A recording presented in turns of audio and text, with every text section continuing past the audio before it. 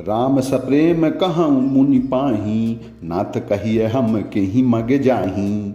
मुनि मन बिहसी राम सन कहीं, सुगम सकल मग तुम कहु आही।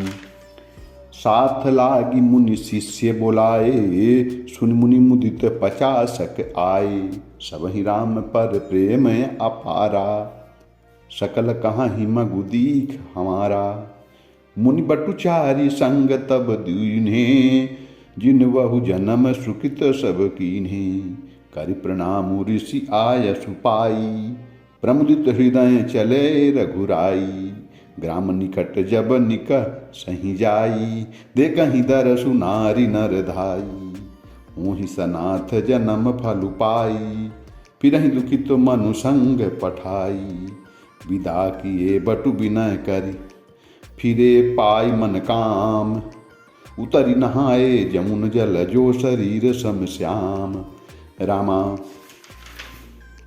चलते समय बड़े प्रेम से श्री रामचंद्र जी ने मुनि से कहा, हे नाथ, बताइए हम किस मार्ग से जाएं।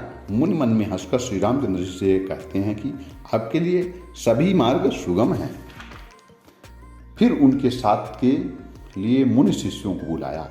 साथ जाने की बात सुनते ही चिंता में हर्षित हो कोई 50 शिष्य आ गए। सभी का श्री राम जी पर अपार प्रेम है। सभी कहते हैं कि मार्ग हमारा देखा हुआ है। तब मुनि ने चुनकर 4 ब्रह्मचारियों को साथ कर दिया, जिन्होंने बहुत जन्मों तक अपना सुकृत पुण्य किए थे। श्री रघुनाथ जी प्रणाम कर और ऋषि की आज्ञा पाकर हृदय में बड़े ही आनंदित होकर चले।